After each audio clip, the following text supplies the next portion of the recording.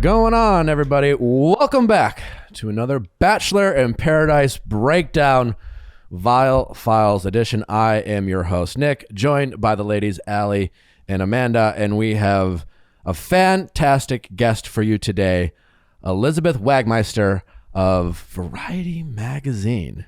You make that sound so fancy. I feel like it's fancy. It is fancy. You seem fairly fancy to me. You're doing a lot of fancy things. Oh, I mean, sophisticated. There we go. Is that worse or better than fancy? I think it's much better. Sophisticated. Prestigious. Fancy is I feel like you're doing important feast. things. I should come here every day. Yeah, I feel like you're you're selective in your stories, that you're right. You're an investigative journalist. Mm-hmm. You dig deep. I cover The Bachelor. Yeah, I mean, makes me feel better about myself. We also like to do some serious conversations about serious things with serious people, and we also cover Bachelor in Paradise. We all need a little bit of guilty pleasure. Before we get into breaking down Bachelor in Paradise, just a couple housewarming. Housekeeping? Housewarming? Keeping. Not housewarming. It's not housewarming. It's housekeeping. Yikes. We have a great episode for you that's out now already. Unless you're listening to this right after the episode. Amelie Zilber is our guest on our Wednesday episode. Again, probably out now. So right when you get done with this episode, just keep listening. Amelie, just a really impressive woman who's done a lot of great things at such an early age, and just a fascinating conversation with her. I really enjoyed it. Be sure to check that out. And anything else we need to be aware of? Next week, Bachelor in Paradise recap, Kit and Bree are going to be with us. Not live, but from New York. I'm going to New York, and so like live from New York. Saturday night, Tuesday morning. So maybe we'll get some insights, maybe some behind the scenes. I think they both are friends with Piper and maybe Brent. And like, well, what's going on? Like, what did they know? Who knew? Did Serena know? Seems to be a big question. I feel like Serena knew. They all talk. I want to join you guys in New York. I want to know who knew. Welcome to. Come on by. Okay, coming. So that will be next week for the Bachelor Paradise recap. Well, let's get to the episode. This episode picks up with Joe making out with Serena 30 feet away from Kendall. Kendall's awkward, and we get it was kind of funny. It's like a different point of view. I was like, oh, what else happened? And we were just getting a different angle. This episode for me was I liked this episode. We had a handful of what felt like real, genuine conversations that were even like relatable to like real world things. Like when Marissa was just like, I want to tell him how I feel, but I'm afraid of the answer I'll get. So maybe I just won't say how I feel. Like we talk about that all the time in our Ask Nicks. I mean, it's such a real world thing where people are just like, you know what? I'm not going to say what I want because like I'd rather have half of you than none of you, and very relatable. Obviously, the Riley with his father story, real, genuine, and meaningful. And then we just had a bunch of performative bullshit conversations about falling in love, and people just like, I guess is it time to say we're falling in love? All right, and it was a lot of that. The Kendall and Joe conversation, I have a lot of thoughts about. I'm curious your take, Elizabeth, because while it was heartfelt, and Joe and Kendall had a very real relationship outside of Paradise, and they dated for a couple of years, and so we kind of felt Kendall's pain, and that Joe very sweet and empathetic, and they clearly a lot of respect between the two. But my frustration with Kendall, despite her hurt and her pain, is you're not really doing anything. You have the keys of the car, the answer to the playbook, the answer to the test, whatever it is. Like, and she wants to talk to Joe. She wants to sit with Joe. She doesn't really go for it. She doesn't. Do you want to move to Chicago? Right. So here's my thing. I don't get why she's there. Either do I. Because, like you said, very real relationship, more than a year, right? Like a year and a half. They were together. I mean, great TV. Like, I'm glad that they're there because we get to watch it. Thank you. But if I am Kendall, and I should say, my heart was breaking for her, watching her. When she's in the car, I'm like, this is so sad. But this is a real relationship. Why didn't you pick up the phone before? Yeah. To wait to get to the beach and then talk about all this there. And he had already developed this very real relationship, which, by the way, I completely believe. Like, Joe and Serena. You buy it. Yeah. Yeah, I buy it. No, I don't. Oh, you look like you don't buy it? No, well, compared to Kenny and Mari, I definitely buy it. Yeah. We'll get into that. Oh, my. Okay, we have differing opinions. You but buy we'll them. wait. We'll wait. Okay. We'll wait. But no, so. No, I do. I buy them. Yeah. Yeah. So I don't really understand why Kendall is there and saved this for a TV moment. And that makes me feel even more bad for her because now you're doing this with cameras. And you know this better than anyone else. Like, I haven't been on The Bachelor. I haven't been on a reality show. I would imagine when you have cameras around you and you're dealing with this fallout from a very real relationship, it makes it even worse because maybe you have a moment where you're like, holy shit, there's all these cameras around me and I'm devastated and I'm embarrassed now. Totally. And we spent, we had Justin and his brother Christian on last week, and we talked a lot about kind of the hypocrisy of many of the cast people. And, you know, there was what Brendan and Piper did, but you saw a lot of it this episode where, you know, they're, again, a lot of performative. They're saying things they would never say in the real world because they're in paradise. And, you know, Kendall and Joe, again, you have this real relationship. Justin was a little critical of Joe last week because he was like, how could Joe make out with a girl he's known for a couple of weeks, Serena, in front of his ex-girlfriend, a woman he says he's loved, had a real relationship 30 feet away. And I challenged Justin last week and thought more about it this week, and I agree with you. You know, for all the times that I defend cast people when Bachelor Nation will say, you know what you signed up for, and I'm like, you don't until you're there. Right. But Kendall does. She's been there. She knows how this works. And so she, like, if you haven't noticed, this beach they're on is a isolated area that's like 100 yards. It's a TV set with it's sand a TV set. underneath it. And so, like, you know that, like, you're all just kind of watching each other having these awkward, like, quote unquote dates on the beach. You're seeing people have conversations, and everyone's like, it's like this kind of very PG, like, orgy essentially, where everyone's like on all these you're all like hanging out, making out on these like love beds, right? And that's just how it is, right? So Kendall lied. Lied. I believe Kendall lied in the sense that was very journalistic of you. I believe. Well, allegedly. Yes. Well, because I've been a little bit more assertive in my opinion. You don't know. You're getting fancier today and more sophisticated. It's just for my own mental health. Right. I believe that Kendall lied when she said to Joe, when they were like, well, why did you come here? And Kendall goes, well, I think we came for the same reason. No. Joe, as he pointed out to Kendall, I came because I thought we were done. Done, right. And I was given an opportunity, and whatever. Kendall, I know through conversations I've heard and what I believe just watching it is that she found out Joe was going to Paradise, called him up and said, can I come? They were like, absolutely. Right. She showed up, did a beeline we watched Kendall walk onto the beach, did a beeline for Joe. Hey, butthead. Hey, butthead.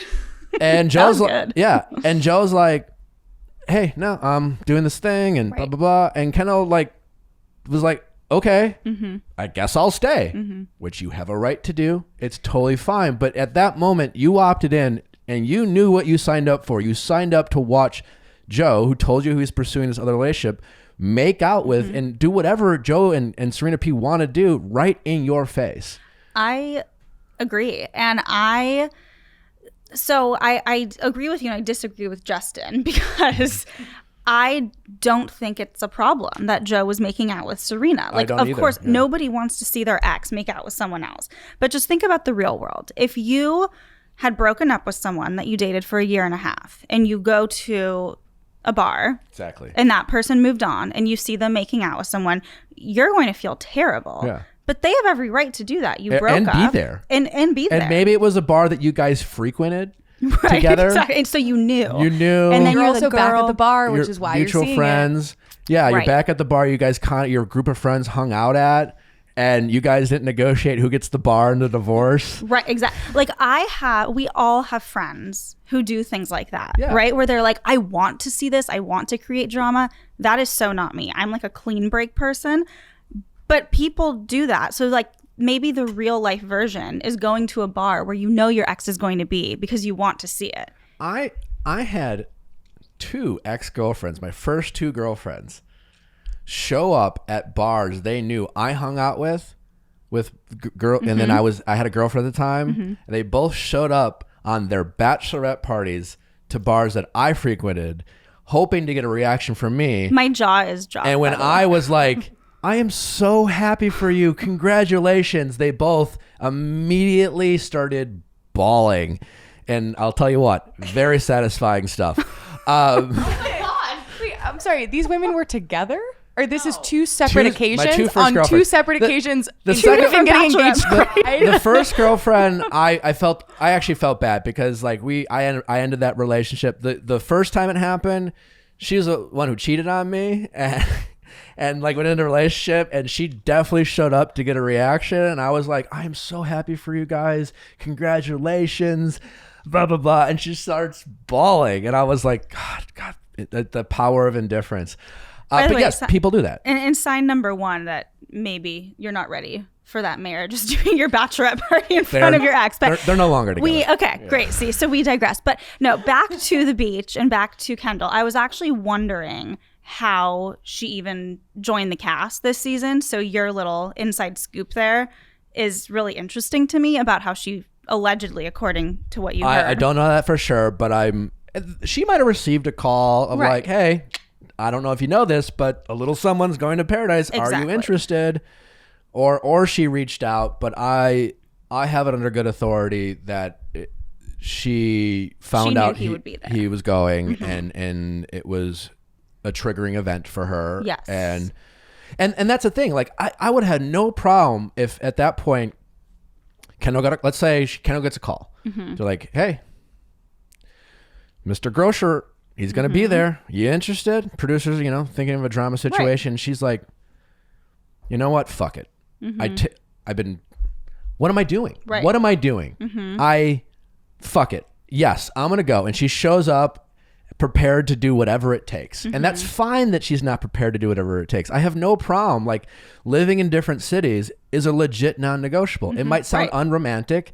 You definitely want to, be with someone who'd be willing to move to Spain for you, but like that's just not practical. It doesn't happen, right? Right? And if you are close to your family and your friends, like you can love someone and not be able to give up your entire world to make that's legitimate. Right. And that's fun if you don't want to do it, but don't show up not willing to do that if you know that's the very thing that's stopping you from getting what you want with that person. Exactly. So when I interview a lot of people that are in Bachelor Nation as part of my job. So I interviewed Lance Bass, who I know you spoke to as well. And he told me, he was like, I'm so excited for Kendall to arrive. Of course she has to come. It's the best drama. Producers are probably like chomping at the bit, so excited. And I agree. And I could see the scenario where Kendall's like, maybe I should. But then when you get there and you realize the emotions are very real, then it's kind of like real life comes in. And I actually will say, I felt very bad for her. But when she made the decision to leave, I was like, good. Like, good on you. You finally realized, like, don't stay here. Like, you have the right to stay here, but don't. Like, you came for one reason. It was to see Joe. The time is done. She made her move. Totally. And do you think her staying had more to do with like the real world example we talked about where like you don't like you're sitting there and you're just like, this is gonna hurt. I should leave, but I'm gonna watch it. Yep, that hurt, Yes. or was she there for like, fuck it, I want to be on TV? What do you think? I mean, with all the people this season who are there to be on TV, like they're all on TV. right. Yes, everybody who does the show wants to be on TV, correct? But this is not like a Brendan Piper situation. So I'm not going to say that with Kendall. I think it'd actually be more the former. I give Kendall the benefit of the doubt. I agree. Sure, sure she's there for TV, but it might actually be a genuine like I know this is gonna hurt, but I want this. I don't want this to be easy for Joe, and I'm willing to suffer for it. And maybe she needed to almost see it like with her own two eyes. You know, it's like it hurts, but you're watching and you're like, oh my God, this is awful. And then a minute later, like, oh my God, this is really awful. And then, you know, she gave it one last go. She spoke to him. But I will say, Joe handles everything exceptionally well. Really well. Yeah. He, you know, I loved how he obviously gave the time to talk to Kendall. But then I loved how he went over to Serena and the first thing he said was, Kendall and I just spoke. Like, he's hiding nothing. You know, he told her and he said, someone that I care about, that I loved. It hurts to see her pain. Like, he's a good guy.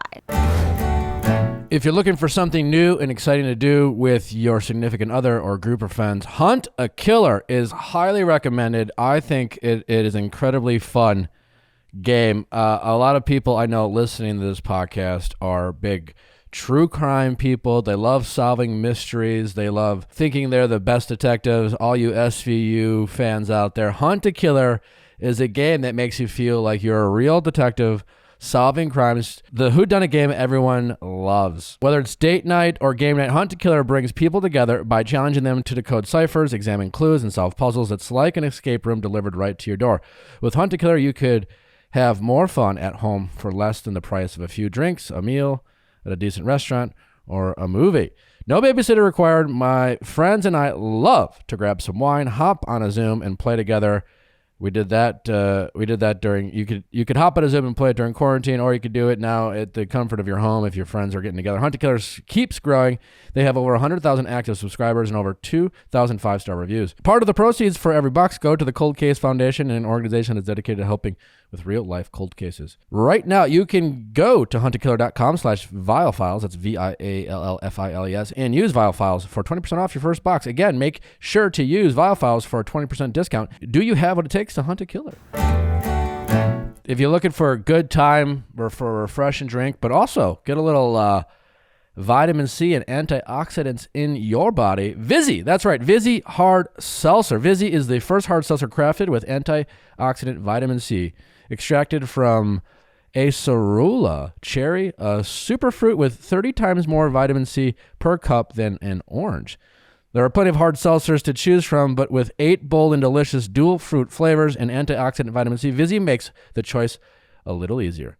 And it's a lot tastier. My favorite flavor. I've been on the black cherry lime kick recently. Also, strawberry kiwi is another favorite of mine. I love the blueberry pomegranate. Really, all their flavors, watermelon, strawberry, delicious. So they're all really great. At 5% ABV, 100 calories, and less than 1 gram of real cane sugar per can, every sip of Vizzy is more exhilarating. Vizzy Lemonade has 0 sugar per 12-ounce serving. How about that? To find out where you can purchase Vizzy, go to VizzyHardSeltzer.com/VIALL. That is VizzyHardSeltzer.com/VIALL. Must be 21 years old or older.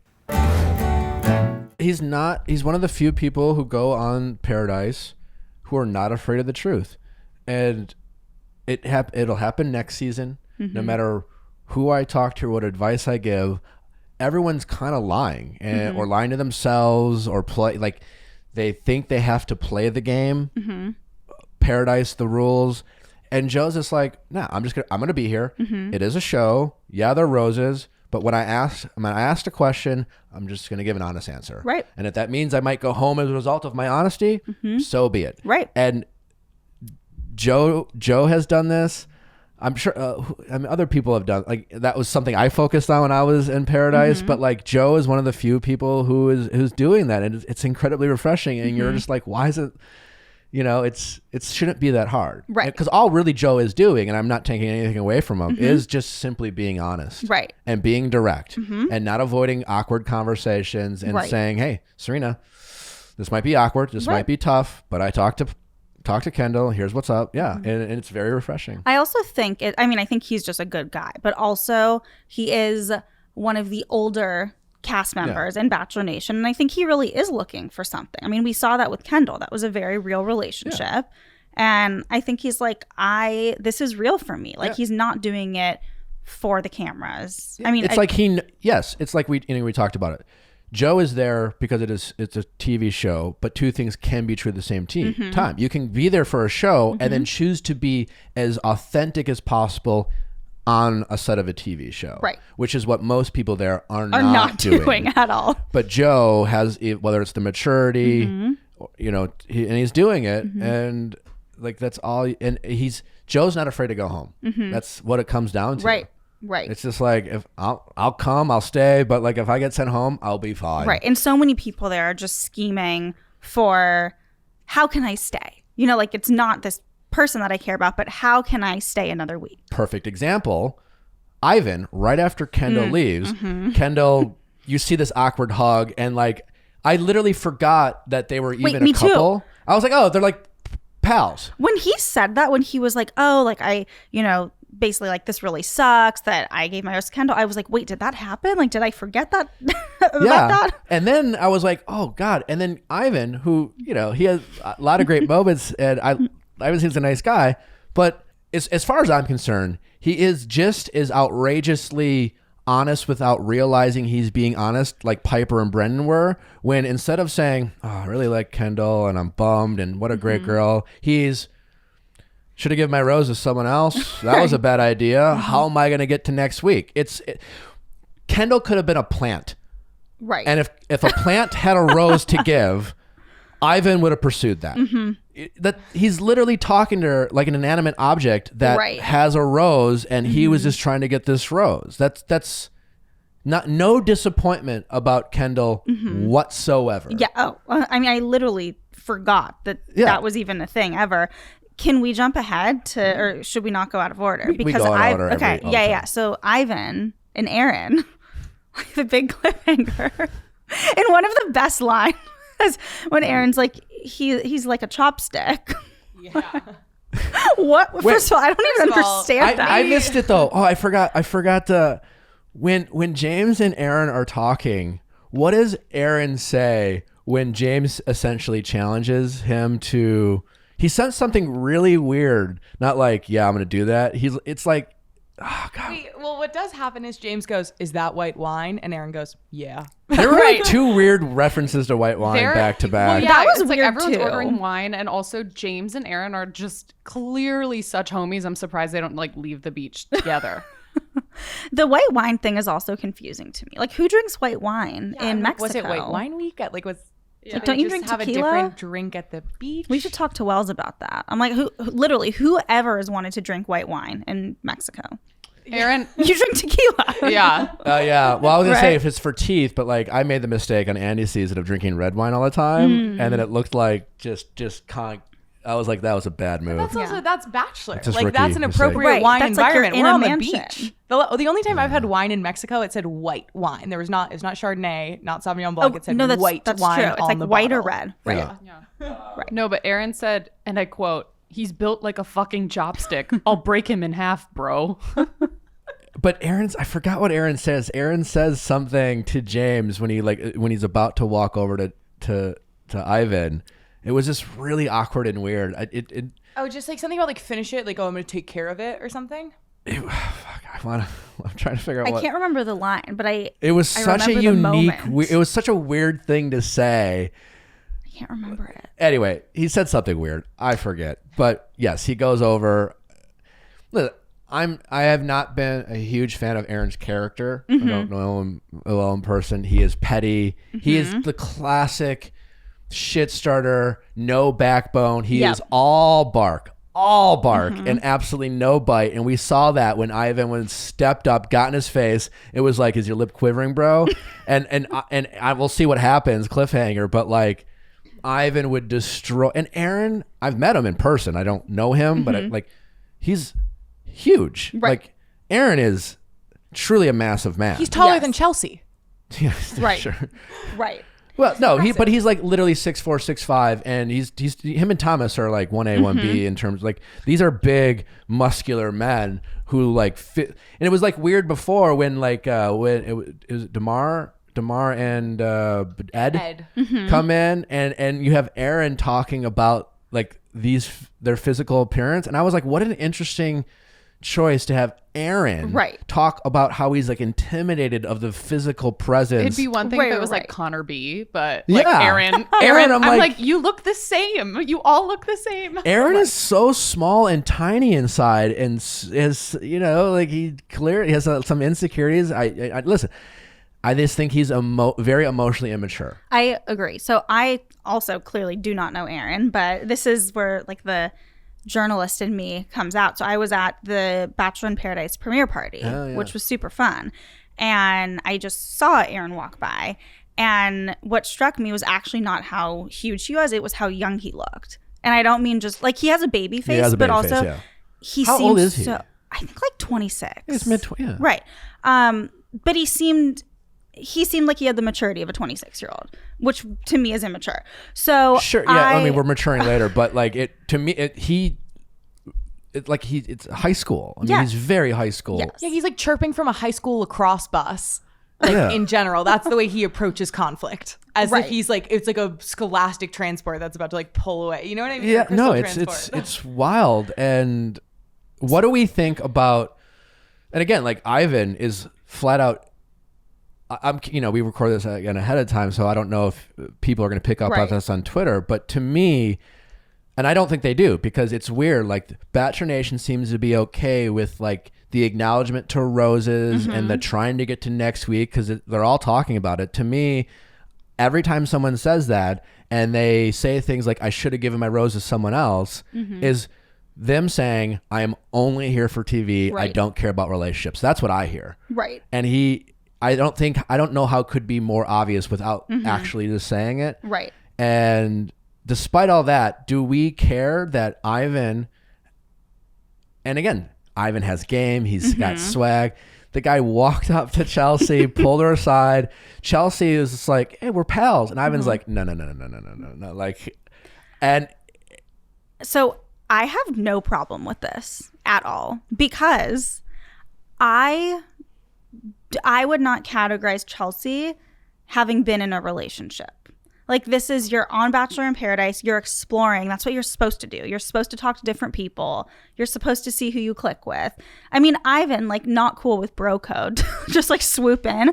But he's not their bro. Exactly. Yeah. So I'm like, I don't know. It's kind of like every man for themselves. And I agree with you, Nick, that when you say I should have given my rose to someone else, you're saying I'm here for TV. But also, you do want to stay because you want to see who else you can meet. So I like, not cool with bro code, but as you just said it perfectly, he's not their bro. I don't think they're friends. And he sees a girl that he's attracted to, or that could keep him there for another week, whatever it is. I didn't really see a problem with this. And I think with Chelsea, she's obviously interested in exploring that. Yeah, she's been pretty honest and vocal about like, I'm a free agent and I'll go on dates. And she is. And she seemed like it was weird because like she seemed like she was friend zoning Ivan, not because she just wanted to be friends, because that's what she thought Ivan wanted. Mm-hmm. And so she wanted to get ahead of it. But as soon as Ivan's like, I don't know, maybe she seemed very down and very into it. Because she like redacted her statement. Like they went to the daybed. She was like, called him a homie. And then shortly into their conversation, when he was like, nah, she was like, I didn't mean to like friend zone you by calling you that. It's just, but like she was then like, oh, let's redefine this. Yeah. So I believe Chelsea and Ivan more than Chelsea and Aaron. I think that Chelsea was hanging out with Aaron because she's like, oh, he talked to me and we're in paradise and I want to get a rose. And this guy's fine, but I'm talking to him. And then she went to Ivan and I actually saw sparks. And my favorite part is when they were walking towards the bar and then they were holding hands. Yeah, in the 6 seconds of seeing those two talk, I believed those two more than I believed Chelsea and DeMar and Chelsea and Aaron. Yeah, and you're right, and that's what Chelsea is, just like Chelsea would be on dating apps where she goes on a date. Yeah, you seem nice. I swear, I was just going to say that. That's weird. I was just going to say, I have no problem with this because when you're on dating apps, let's say you go on one date with someone and it's a good date, but you're not dating them. So then you swipe on someone else and they want to go on a date and you go. That to me is like what Ivan did with Chelsea. Yeah. Like, I don't see a problem with it. And I've always liked Ivan. I think he's a good guy. By the way, I'm sure Aaron's a really good guy too, but I think Aaron seems more into it for the TV aspect. And I think Ivan just his character to me from his time on not just Paradise but the franchise. I like him. I think he's a good guy. Yeah, and I think Ivan and Aaron are interesting enough. I think similar in age, but after talking, I think Ivan's had some more. Ivan's maybe 28. Sure, so he's 2 years older. Yeah, Aaron's now 27. 27. Yeah, so they're essentially the same age, right?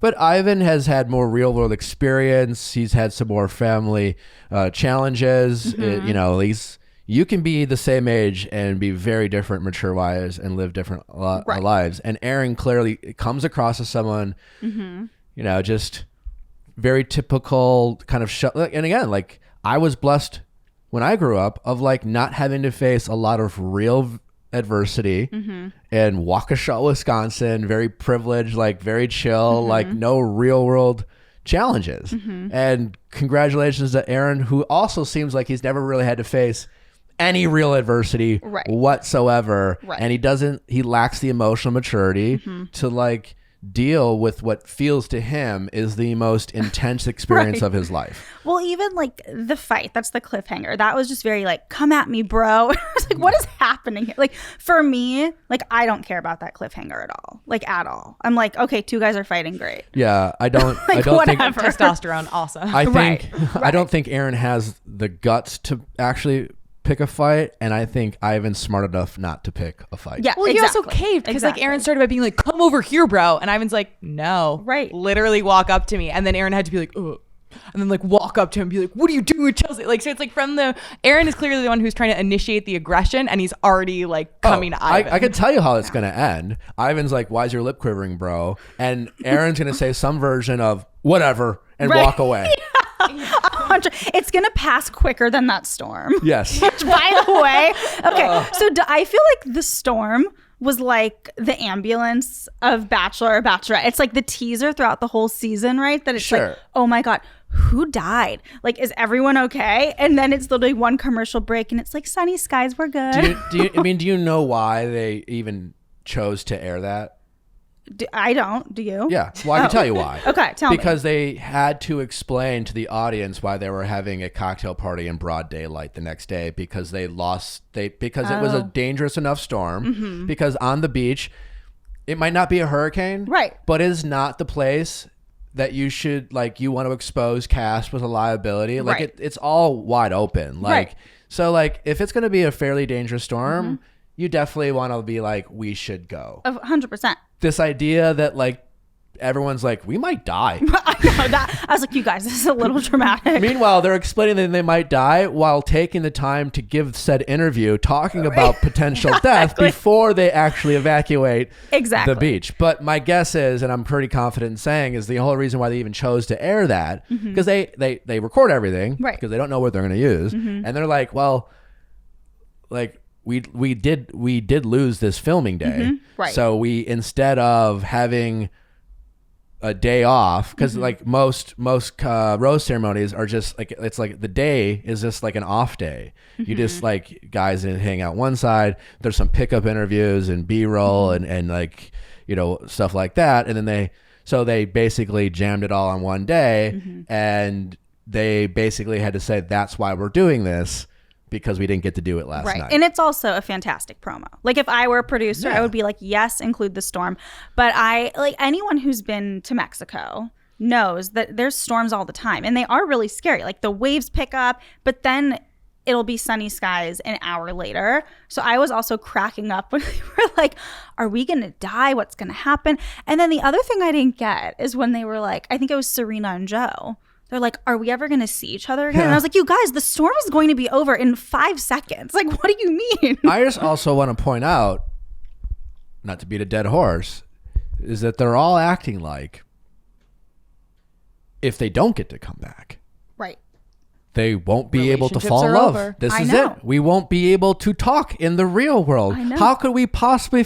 We're all falling in love, and you're telling me I have to say goodbye to ever? It's like, are you fucking kidding me? It's like, don't you have a phone? Yeah, like pick up the. Like you've been DMing each other leading up to this. Like, please, by all means, proceed. But we won't. What's this? I was so close to finding true love, but this goddamn storm, and I'll never be able to. I know. I was like, you guys. First of all, you'll be back within 24 hours, and second of all, pick up your phone and call them and go on a date. Go on a real world date. All right, backtracking a little bit. Yeah. We have the Kenny and Mari date to talk about. Oh, yeah. Well, Damar and Ed. I do like just props to Lil Jon, fantastic host. Love him. So I'm obsessed. I also think, just a side note, like about the whole season. No offense, because I know, your season, of course, was the best. But no, I think this is the best season of Paradise. I love the different hosts. And I think having everyone from like Lance Bass to David Spade to Lil Jon, it just shows this, like, everyone's kind of in on the joke. Like, Paradise is not to be taken seriously. It's fun. Well, I half agree with you. Okay. I love the variety of hosts. And I think that aspect of the variety of hosts, especially like when David Spade came on. Right. I love David Spade. I loved the, like, it's a show. We're having fun. Right.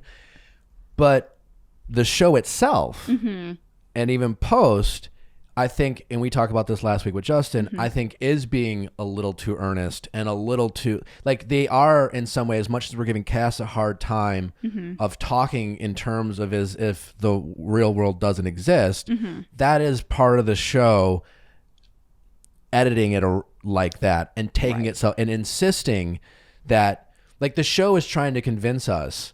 They want us to believe that the vast majority of the people there are earnestly there to fall in love and not for social media. And we're here to find out and sniff out the few people who are. And it's just like, and I do think like season 2 and season 3 of Bachelor in Paradise, they were more like the raccoons, and like there was they were trying to give you two things at the same time: real love stories, real relationship. But hey, we're on a beach. Right. We're having fun. Right. And I wish they would do more of that, because I do think it's gotten a little hyperbolic, and some of the reactions of Bachelor Nation are overwhelmingly intense for what is ultimately a silly TV show. Right.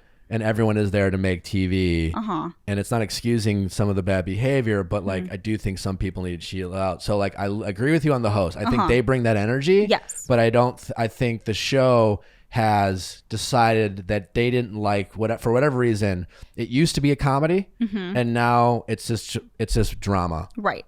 Well, like with Brendan and Piper, I feel like, I mean, first of all, I think that they deserve the reaction. I'm fine with the losing the followers. Right. I'm fine with the criticism. Right. I'm not okay with some of the like death threats. Oh no, that's and the no. And all some very nasty things that are being said. I agree. So yeah, let me rephrase. I'm glad you brought that up.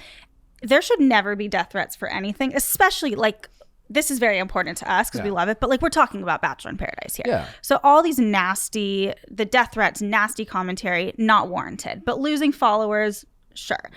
But I agree with you, Nick, that at the end of the day, like, one of the issues with reality TV in general, with the rise of social media, is how do you really find a person who's actually there for the real deal? And that's an issue. But I do, just back to this season, I just think it's like tongue-in-cheek. I think it's fun. I like the hosts. I like the vibe. And you brought up something with the raccoons. like every season on Bachelor in Paradise, when they do a cutaway to an animal, I'm like, give that editor an Emmy. Like, I crack up like when we see the crab and David Spade, I'm like, but they stopped doing it with Cass, and they did it with Dave. I wish they would give us a little bit more comedy, because I agree. I love that the drama's been outrageous. Yes. It's nonstop. It's great, because sometimes it's like there's been a lull, and I really enjoyed this episode. It was Me too. It was captivating, and overall, it's been a great season. It just I and just like, again, I think Brendan and Piper absolutely deserve the criticism, 100%. I'm not prepared, as a lot of people seem to be, to cast like these broad judgments of like who they are as people, and everyday life, as if like they, it's hyperbolic, and it's just like, you did this, you definitely weren't your best self, you hurt someone's feelings, that is not okay, you 100% apologize for it. I think we've all been, if we look in the mirror, we've had our moments of selfishness and like not being very honest with ourselves or people around us, using people. So I am Team Natasha. I'm here to defend her, and I want her to meet someone who she really falls for. And with Ed, like, I think that she's giving it an honest go with Joe and with Ed. Like, I don't see a spark there. I'm Team Natasha too. Yeah. And I want her to leave. Right. Maybe like, let's have her find love outside of and I don't want her to leave Paradise. because she's not great TV or fun to watch or captivating. I think she's better than the environment that she's in. And I don't think there's any legitimate options for her. She gave it her best shot. She tried. She got played. She's better than this. And it's not a disrespect to Ed. It's just like she's out of his league. I'm sorry, as long as Natasha stays there, she is falling trap to saying things that like everyone else. Now, Grant, you heard Natasha say Paradise is amazing. You didn't see the words come out of Natasha, and I don't doubt Natasha said that. She might have literally said that like day one.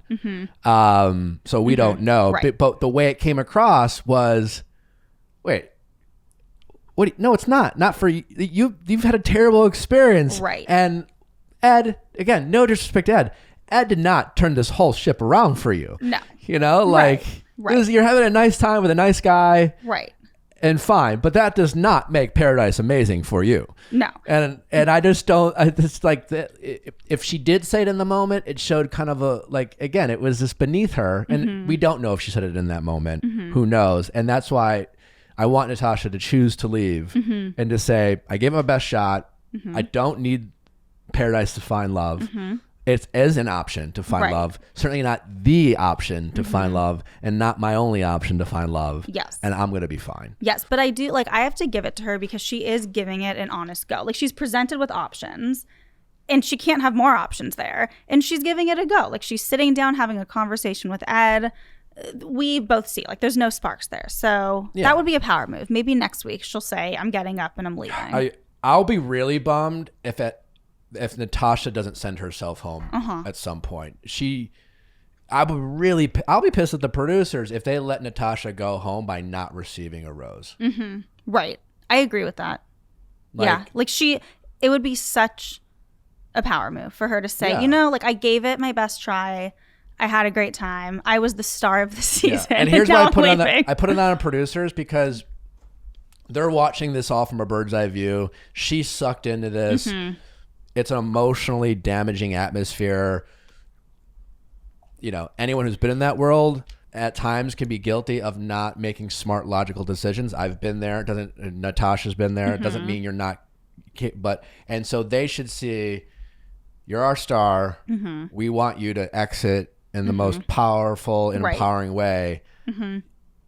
How about you just opt out? Yes, and I agree with that. I'll be really bummed if they don't just say, pull her aside and like you. I don't know if you're seeing it the way we see it, but trust us, this is the best move for you. I agree 100%. So we'll see. We'll see. Joe plays can play Dr. Joe can do it all. He can play the ukulele. It's not a banjo. Grocery store Joe would call it the banjo. I feel like that's such a Joe is a lot of great things, but he's definitely seems like the type of guy who'd be like guitar, banjo, whatever. I don't fucking know. It's an interesting. Exactly. It's endearing. It's very endearing. It's yeah. All right, let's get to Becky. I'm sorry, Kenny and Mari. Which Becky. I know your thoughts on that, Becky. Yeah. You buy them? So I buy them for what it is. Like, I think they are insanely attracted to each other. Yes. They want to jump on each other at all times.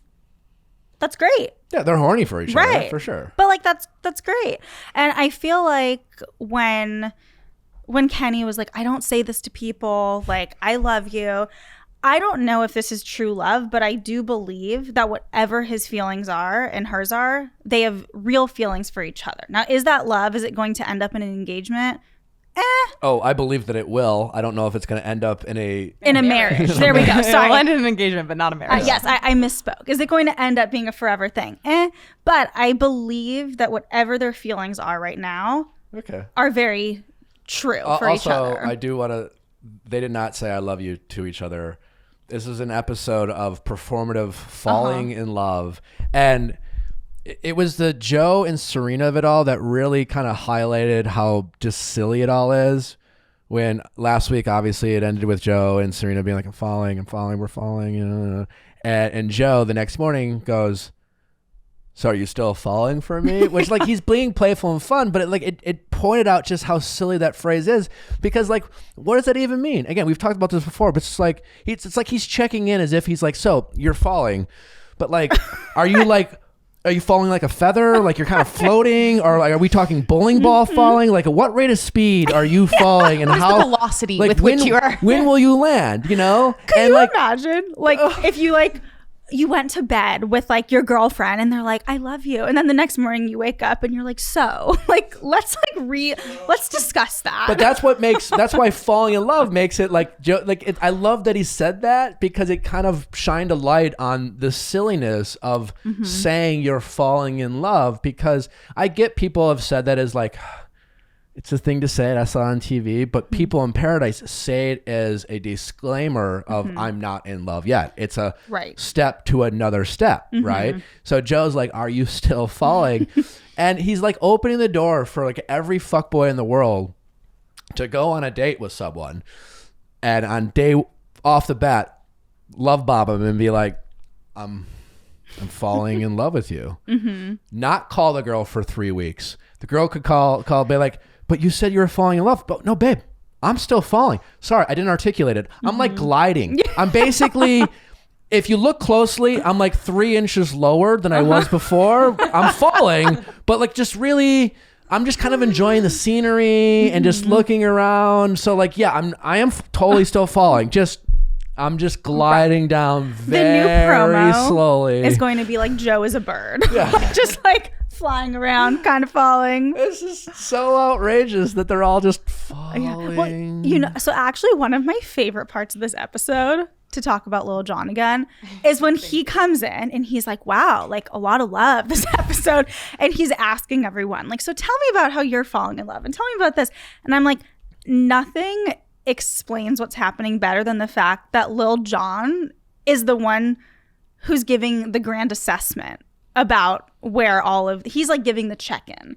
That just cracked me up because he took it really seriously. And he was doing a phenomenal job. He was great. I mean, a great job. The hosts are asked to do an impossible task, and that is to act as if, you know, they talk in terms of like, I'm bringing new people in, and it's an impossible task because Lil Jon is just like, so I want to mix it up. I want to do something different. And you're like, what is Lil Jon going to do? Right. What is this crazy thing we're about to see? He's like, oh, 2 more people. Right. You know? Exactly. I appreciate the effort of Lil Jon trying to sell. Like, it's an impossible thing to try to sell. Right. And he gave it his all. Yes. And I'm here for it. I mean, I love the voiceover too. Yeah. Like, can we ever go back to a normal narrator? No. If Rob Mills is doing his job, he is trying to lock Lil Jon down for at least to be the voice of Bachelor in Paradise. It has to be. It's so good, right? Absolutely. I don't care. I think so. Whatever. He doesn't have to be your host. He can just be the voiceover, the voice. And I believe Rob has the vision. If anyone can do it, Rob can. It's Rob. I did want to add, before we move on from Kenny and Mari, what did you think about that date? Okay. Glad for asking. Yeah. Thank you. I was neither turned on or hungry. First of all, can I say the tacos look disgusting? Yeah. I was watching this while doing my like Ralph's online order, and I was like going to order chicken taco ingredients, and as I was watching, I was like, remove from cart, remove from cart. It made me not want to, like, if I was like, you know, like Natalie and I watched it together, I was like, I'm not in the mood at all. And also, like, I don't need a midnight snack. Like, it made me turned off from sex and food all at the same time. First of all, the poor woman who was there, she's like, are the tacos good? I'm like, oh my God, let her out of the room, number one. Number two, I'm sorry, call me prude, call me whatever. I'm not. But Mari's like comment about like, oh, Kenny wants my taco. He's told me before. I was like, I'm actually disgusted right now. Like, that was just, maybe it was her like hearing that while seeing the tacos that looked disgusting.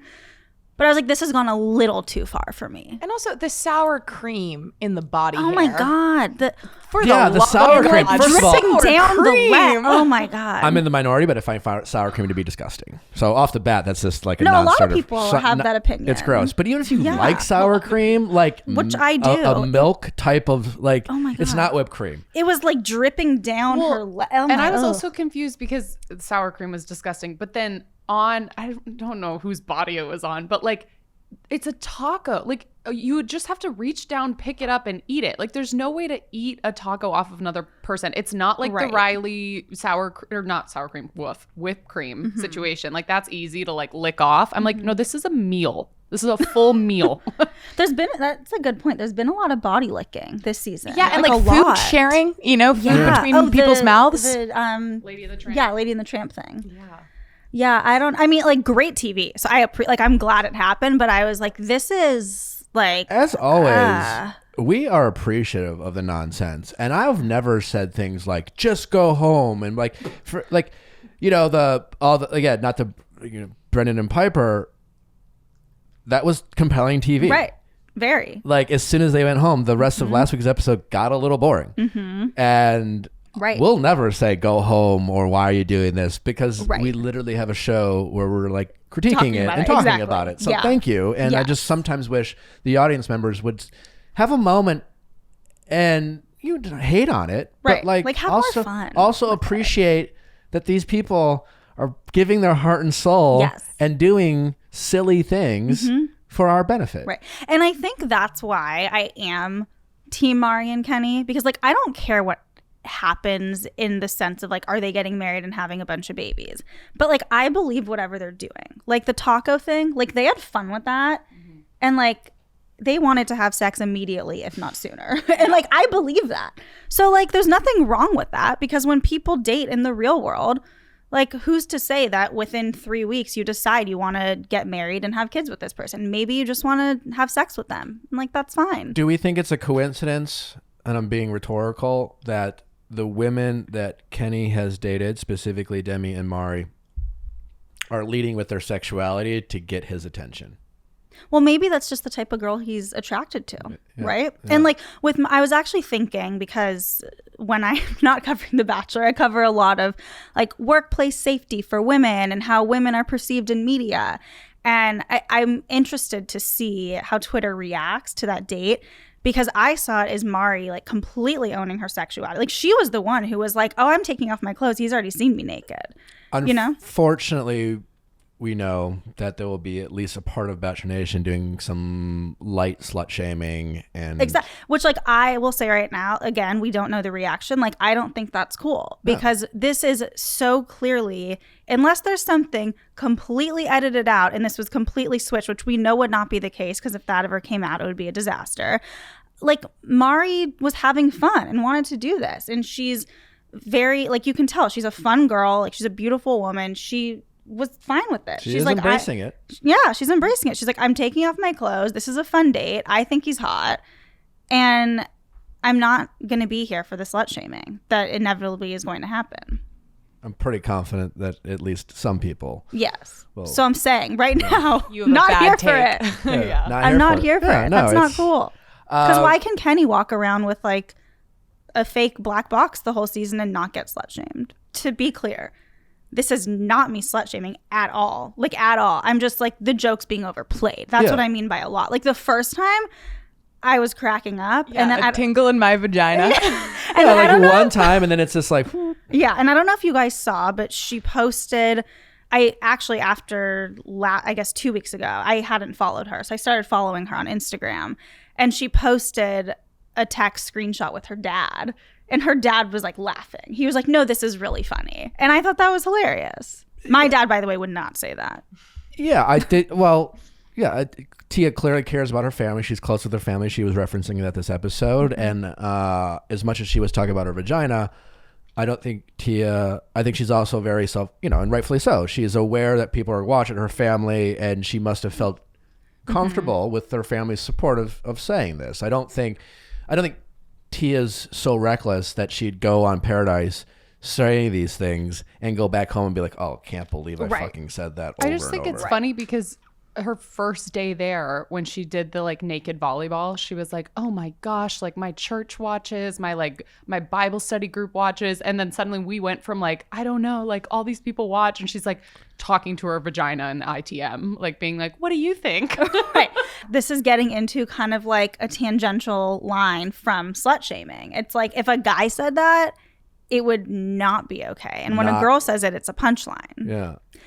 Can we talk about this was towards the end, Tia and what's his name with the tattoo? Blake. So I feel like Tia is making something out of nothing, but then Blake has like an anger issue.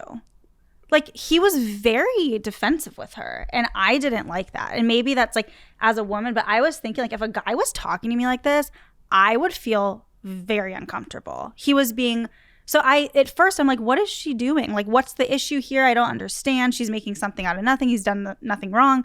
But then his response, I was like, whoa, whoa, whoa, whoa, whoa. I don't think Blake handled it well. Mm-hmm. And you saw a guy get defensive 100%. Mm-hmm. There was something you said that I like really, really hated. Yeah, which I have no problem with hating things people don't like. I guess I'm just getting uncomfortable with, we saw Tia out of nowhere, essentially because James gave her, like, had the art department present a block of wood right. that I guess looked like New York. Right. I don't know. Whatever. Yeah, I didn't get that at all. Tia's got the rose. Uh-huh. She has the power. Mm-hmm. And it's my opinion that Tia, she's like, I want you to earn this rose. I don't want you, Blake, to assume that this rose is yours. And despite like the vagina references and the hot date, I was also as shocked as I was for Kendall and Ivan. I was like, when did James and Tia happen? I agree. Blake and Tia, you mean? No, James and Tia. Yeah. Like, no, I agree. You know, I thought Blake and Tia were just like, they went on a date and locked in, and that was like a legitimate, like they might get engaged. And all of a sudden, like James is like, James is still on the beach, truly magnificent. I agree with that. Like he's not particularly great TV. He seems like a nice guy. I mean, he's outlasted Demi. He's outlasted Tajwan, some real all-stars. And during the evacuation, he was like, if they've shut this down, people might not ever have a chance to find love, and that would be devastating. It was like, James, no, you're the only one who would leave here. Well, he said that. He said, he was like, to leave single would be devastating. I believe James is there for love, and he's playing by the rules, and he's the only one. And it's just, but no, I agree with you though. Like, when did that happen? It's almost like there's this unwritten rule this season that you talk to someone for 5 seconds, and it's a thing. And I don't get like James and Tia. I don't even. And she even made out with them, which again, totally fine. Right. You know, I just was I didn't realize she was a free agent. Right. And she has the rose. She literally has the power by definition of the show. And so she's just like, yeah, I get to decide who I get my rose to.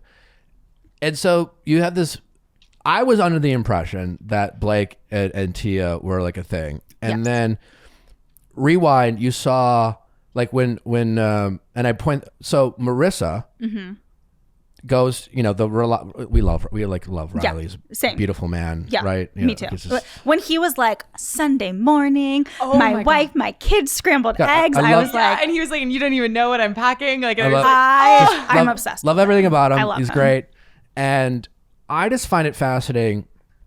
And again, I don't think there's anything right or wrong here. Marissa is saying, Riley's showing me, he's not telling me. Meanwhile, by the way, coincidentally or not, he's saying this to Tia and Blake, who are lying on top of each other. Right. They're canoodling, whatever. They seem to be inseparable. They're like, you know, reference to like a couple without like calling it out. And she's saying, my love language must be like words of affirmation. I need to hear it. It's not just the actions. Tia and Blake, the literal opposite. Right. Tia is like, says to him, words don't matter. I need to see it. Tia references past relationships, past fuckboys, guys who she's been attracted to physically. And she seems like she takes these insecurities with the guy she's had a hot date solely based on the fact that a guy she doesn't like, James, gave her a block of wood. Right. and pined for her rose and fought for her rose. And whether she likes him or not was like, I'm willing to do this, and takes that energy, goes to Blake, and who she's been like cuddling with and spending all this time with for what I think is 3 days, right? Ish, right? And again, unless they have a relationship outside the show, which we're not aware of, but like they've only known her for 3 days, and then it seems to just come at him with like this fairly like aggressive. It wasn't like, hey, Blake, right?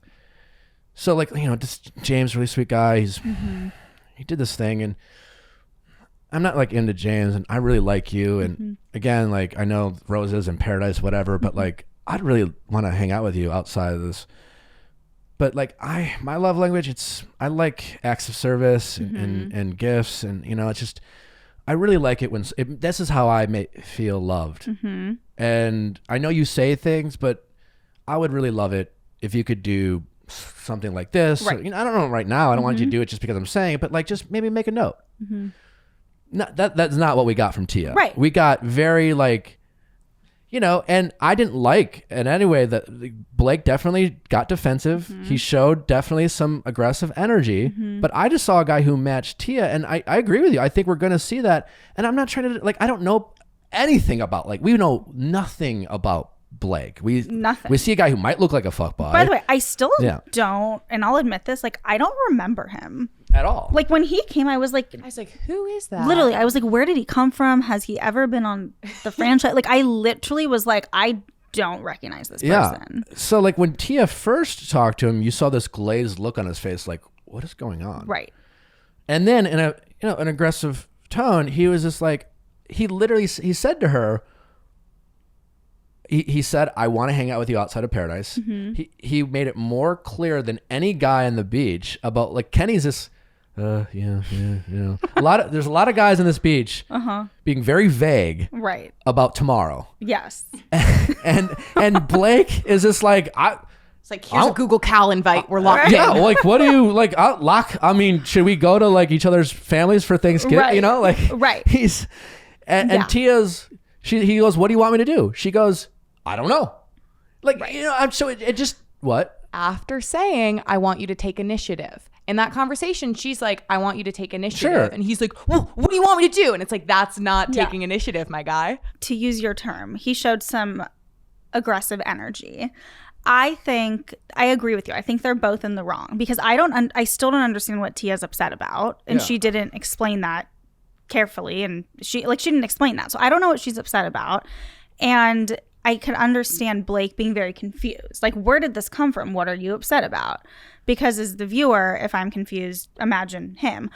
But the way he reacted was very jarring to me. And again, let's take a step back and realize, like, there's cameras. He's confused. It's a reaction. But I was just thinking I would be very uncomfortable if I were her, how he was reacting. That said, I don't understand her. I still don't understand what she's upset about. I don't think that there should be this horrible reaction. And we'll see. To him. Like, I don't think it would be fair to completely just like he should not be canceled. Like, that's not what I'm saying. I want to make that clear. I think you're right. I wouldn't be shocked if you see some very aggressive language calling out Blake's actions. Right. And probably placing it further on the spectrum of bad behavior than it is. Like, on the spectrum of bad behavior in that way, he's very, very elementary. It's like, he was kind of stonewally. He was a little aggressive. We don't know the full conversation. Like, they, as you said, Nick, they film 24/7 and we're seeing a piece. So we don't know what happened before that. We don't know what happened after. What I saw is I don't know why Tia's upset, and that could be very confusing for him. But his reaction to me was jarring.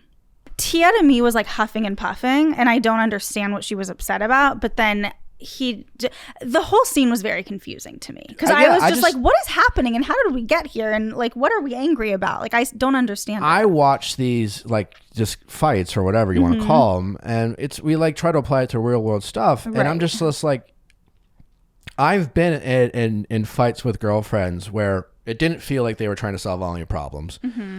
What they wanted to do is tell me how they felt. And they have the right to do that. Tia has the right to tell Blake how she feels. Whether she's projecting about bad relationships or not, fine. How we go about expressing that and communicating that is really going to dictate how productive a conversation is going to go.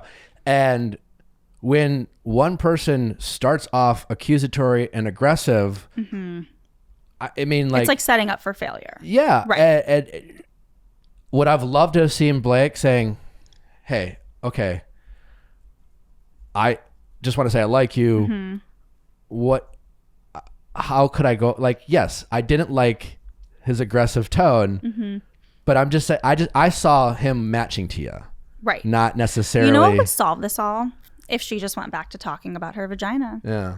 Like, things were so much more simple then. Should we, because we have, before we end, should we get to the Marissa Riley date of like a very different conversation on the episode? Well, yeah. Well, I just think it's kind of funny that, again, like you had Marissa and Tia wanting two different things. And to me, this is like just a really good example of people, love languages. They literally had a date about it on Claire's season. We're so quick to talk about our love languages and how we receive love and what we want. And a lot of people often forget the other side of that is, how does your partner receive love language and what's easy for them? Not only how do they receive it, but like if like gifts for me, like I don't need you to buy me a gift. It doesn't do anything for me. Right. Subsequently, like I don't think of giving someone a gift as a way of showing my love to them. Now, that doesn't stop them from wanting gifts. If they feel that's their love language, I got to step up and I got to do that. Right. And so what you have here is like people literally just not taking the time to saying why, like, how do you feel love? How do you, wouldn't that be so refreshing on this beach if people had like an adult conversation, like, how do you feel? How do you give love or how do you receive love? What makes you feel the most loved? Right. Not just on this beach, like in life in general. Yeah. I've had like people on dates ask me my love language. Like I've had two guys recently. Well, I feel like that's now a thing. Yeah. Like in the past year, I feel like that became like a buzzword. Totally. But I'd love to people like not just stop there, Right. Let's like, we've talked about on the show and wouldn't I like all the I'm falling in love stuff. Oh my God, would I have loved to see just one of these people go, well, what is it about me that is making you fall for me? 100%. Like, why do you feel the way you do? Right. And I loved how honest Marissa was, how real, like we talked about at the top of the show, this fear of her having the conversation with Riley, because she needs to hear it from Riley. Her love language seems to be some version of words of affirmation. Yes. All the swag and attention and hand holding and loyalty that he's showing. And loyalty is great for Marissa, but she needs to hear it. Right. And she has the right to need that, right? And she is afraid to say that to him for fear that he won't want that. And I give her a lot of credit for like having the conversation because so many people in the real world will literally avoid that for months. I know. No, I loved that. And I thought this was a very real world situation. And also I get it because I'm a total words of affirmation person. So like I understood this. I was like, he's showing it, to your point. He's showing his loyalty, but she just needed him to say that. And I like that she expressed it. And then he opened up more. So in turn, this ended up being this really productive conversation. And now she's getting scrambled eggs and bacon. Yeah. And again, back to, Riley's, story and very personal and very real and very touching and a great moment for everyone to enjoy as a viewer. But yeah, just and the way she says, I think one thing that I really liked about Marissa was that after that, she was like, I needed that. Like, not only did she ask for it, but she then, like, when it was provided, like, reinforced the good behavior and was like, thank you. Like, I appreciate that. I get that was a big deal for you. So it's like that acknowledgement of like both people are like meeting the other person where they're at and expressing gratitude. And if you look at the Marissa and Riley and Tia and Blake, Marissa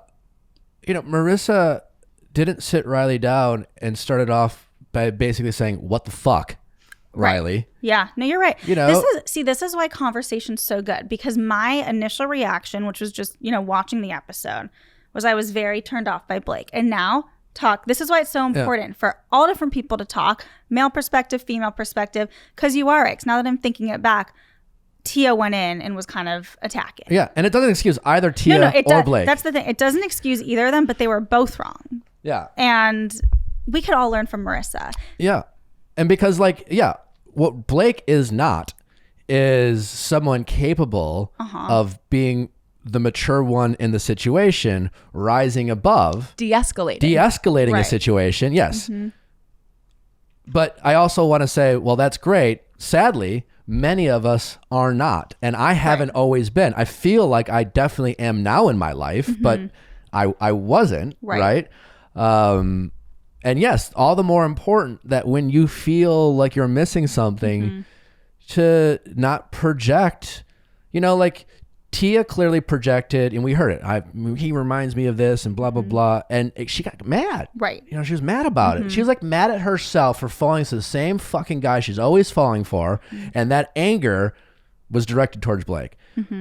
Marissa, on the other hand, we've heard about her relationship struggles, her fears, not being in a real relationship, not having a guy open up. And instead, she just was like, I'm so afraid to say this, but I'm going to say it. I don't know what you're going to say back. And Riley like matched that energy. Absolutely. And, would we love to see a Tia do that? And then, or, whether it's a guy or girl, and then someone say, okay, hey, first of all, I want to be there for you. I just want to make that clear. If I didn't go, I'm sorry for whatever I'm not doing that. I'm a little confused. I'm confused, but like, I'd love to do whatever it is you want me to do. Right. How can I get there? That Blake did not do that. And I think, I don't know him. I didn't even know who he was like a week ago, but I'm guessing when Blake watches this back, he'll be really embarrassed, and he'll probably say, I'm not proud of that behavior. And I agree that Tia went into it in a very unproductive way. But there's a level on the show, and maybe it's because I've been there, because I see it in these people's faces. Anytime, I don't care what your gender is, you get called out by someone, they're like we talked about with Justin last week, they're all aware it's a show. In fact, the only thing, there's nothing they're more aware of while they're all down there, and every word they say, maybe other than Joe, is this is all going to be played out on TV. I don't want to look bad. And so Tia comes at Blake, and that glazed look on his face is a one of fuck, like this panic. Right. Now, which makes his reaction even worse because you think he would know better, but then he starts like snowballing and not handling it well. But I agree. I think he's gonna feel he'll get, because you're right. You're just like and I saw that when what you saw. It's like it's like a little like I will say I don't know why Tia's there. I kind of feel like it's enough. Yeah, I think the same. Becca, Tia, Kendall. Well, they played musical. It felt like a game of musical chairs the first episode, and then if you didn't get your pair, you were kind of like, "Oh, good luck." Right. But I mean, Tia, like we'll see now with Blake, but Tia is like into Blake. Like we saw that. Like she wants him. She's into him, so that's fun. But just my initial reaction, I'm like, why? Like I kind of feel like Natasha. Like you tried date in the real world. Yeah. I don't know. They want to be on TV. It's that simple. And that's fine. And no judgment, but let's not pretend that's not the case. We have to wrap things up, but I do want to spend 5 minutes talking about you without, you referenced reliable sources as you broke the news of the next Bachelor. Yes. Did you name him? You did. Yes. Clayton Eckard. I think it's Eckhard. I'm not quite sure, but that's his name. This is not, as it says in my story on Variety, not confirmed officially. The network, the studio, would not respond to this story. They never do, by the way, on anything with casting. But, and I should say, I've heard what you've heard. You've heard what I've heard. Look, anything can change. Like we've seen with seasons past, they film like all this background and then they change their mind. But as of now, as of today, he is the Bachelor. I think they're all in. I got a text message from one of my, like a producer. Don't reveal your sources. The producer. I won't reveal. Kidding. So thanks for the note. Yeah. Asking me what hair product I used. Oh. And they didn't say for who, but it was for the Bachelor. It was for their Bachelor. Okay. They asked me about like haircut and hair product because their next Bachelor was looking for some notes. Okay. Clayton does have curls, similar hair. So wait, I'm going to recruit you to work with me on my next story, because look at this investigative work. You're like, he has the same hair, he has the same curls. they didn't say for who, but they did ask for some. No. I did some digging. By the way, I was also the one who, whenever it was a year ago, broke the news that Katie Thurston was going to be the Bachelorette. Oh, you did? Okay. And that was before they announced Michelle also, who, by the way, I'm so excited for Michelle's season. I think she's going to be one of the best ever. Me too. I think she's going to she knows that this is a TV show, and she's also looking for the real thing. Yeah. I think she's going to be amazing. I can't wait. I think she has the maturity and the intelligence to fall in love. And they love their Bachelorette to stand up for themselves, right? And that's, yes. However, at times that has turned into the Bachelorette just, everyone knows I was not a fan of Katie at AFR and how she, it was reading Reddit and all that crap. Yeah. No, by the way, I think I've tweeted this. Yeah. I was not a fan of Katie's season. Yeah. It was probably one of my least favorite seasons ever. And while I thought Hannah Brown was an excellent Bachelorette, some of it is, I guess what I'm trying to say is Michelle, I think, will very much be able to stand up for herself, but do it in a way that she will not lose any of her grace while doing it. She's an elementary school teacher. Yeah. I was handling a room full of 30 rowdy people. That is her element. Yeah. 30 rowdy men might be worse than 30 rowdy. She's also lovely in person too. I've had people meet her in Minnesota. She's great. I haven't had the pleasure of meeting her because I thought Katie. There were times where Katie was 100% performing. I agree. This is my moment. I'm going to yell at these men. And Katie's not the first one who's done that, so I'm not trying to pile on Katie, but I really think Michelle will be everything we love in a Bachelorette and then some by not losing any of her grace by doing so. I agree. And she will be empowered and stand up for herself and be excellent. I agree. I really do. And I agree exactly with what you said about Katie. She's not the first one to do it, but I think sometimes people lose sight of what's happening and they fall into the trap of a TV show. Yeah. And I don't think Michelle is going to do that at all. I'm so excited. Tasha did a pretty good job of that too. Who? Tasha. Oh, Tasha's pretty polished. Tasha's one of my favorite Bachelorettes. I think she's great. Big fan of her. But so back to Clayton, the next Bachelor. We really don't know much about him, but yeah. From inside the bubble, inside the team, I was like, why did you choose your next Bachelor? Okay. He really connected with some of Michelle's students who made an appearance on the show. They loved him and he loved them. So I don't know if that's just a nugget about their next Bachelor. Ben Higgins vibes. Because that was when Ben Higgins won the room, was when he was a really good at the sex ed date. Yeah, I guess. So it's not hard to be good with kids, is it? He's kind of like a jack of all trades and has a lot of things going for him. Played for the Seattle Seahawks. I mean, they love the show loves themselves. Played football, an almost athlete, almost pro athlete. Former athlete. Yeah. I mean, look, here's the thing. He fits the mold of the Bachelor perfectly. He fits the mold.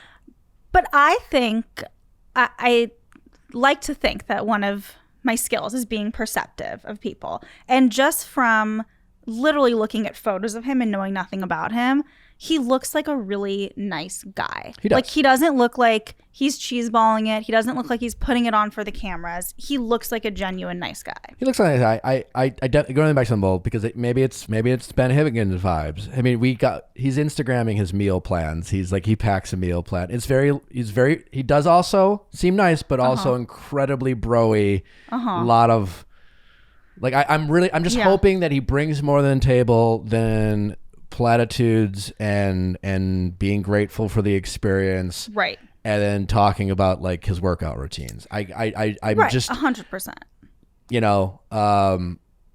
This obviously wasn't their first choice. With timing, the timing's tough with production. I think for whatever reason they opted not to go with Greg. I think they opted not to go with Andrew. I think Michael, it's unclear. I think my sources say that timing and it was just a personal challenge. It just it didn't work out. Right. But they seemed to chose this Clayton guy over Greg and Andrew. Right. For whatever the reasons are. Yeah. And I just hope, like Michael, I loved him. I interviewed him, just dynamic and introspective and interesting and had something to say and knew how to articulate that. And I guess I'm just hoping, because there has been a track record of not much depth. And I do think the show has changed, as we talked about it before. Bachelor Nation is expecting, and rightfully so, more of their men. Right. They want more. This is not the same audience who fell in love with Sean Lowe. Right. Right. It's just not. Right. And the boys that, Bachelor used to like to cast boys and turn them into men on TV. And that is not what Bachelor Nation wants anymore. Right. And you've seen that through all these guys, the Peters and the Matt James, where you're like excited only to be like, these are boys. Right. And I hope they've casted a man. Yeah. Well said, Nick. I could not agree more. And obviously we haven't seen Michelle's season. We don't know why the producers fell in love with him. Hopefully there's a compelling story there that makes us want to see more of him. But I would have loved to see Michael as the Bachelor. Yeah. I would have loved it. I would not have loved to see Greg. My personal opinion. I agree. So who knows why? I mean, you spoke to him. Who knows why Michael didn't do it? He's also a father. Maybe that played into it. I remain optimistic about the future and the possibilities of who knows. Who knows? Who knows? But from face value, he seems like a nice guy. Elizabeth, Nick, been a pleasure. Been a pleasure. Really enjoyed our conversation. Please let the people know where they can find you, follow you, read your stuff, and enjoy the great content you put out in the world. Thank you. So you can follow me on social media at Wagmeister, and all of my work is at Variety, both in the magazine and Variety.com. And we just launched a new show at Variety called The Take. It comes out. Quite good. Yeah. Thank you, Nick. It comes out every Friday. So go to Variety.com to watch The Take, and we should have you on The Take. Happy to come. Okay, let's do that. All right. Holding you to it. No problem. Okay, we'll do it. Thanks for listening, guys. We can't thank Elizabeth enough for joining us. Don't forget to subscribe, 5-star review, all that fun stuff. Tomorrow we have Amelie Zilber with a fantastic episode, an incredible young woman with so much to offer, and just really, she's of the TikTok community, but not what you'd normally expect. She's doing more than dancing, people, and really enjoyed my conversation with Amelie. Don't forget to check out our Ask Nick episodes every Monday if you're interested in people's dating stories, their fears, their challenges, a lot of relatable experiences, and be sure to check that out. And next week, Bachelor in Paradise fans, we have the wonderful Bree and Kit breaking down next episode of Bachelor in Paradise. You won't want to miss that. Thanks for listening. We'll see you. Oh, just keep listening for Amelie. Amelie is literally, the episode is out. Just keep listening. Great. Thanks. Bye.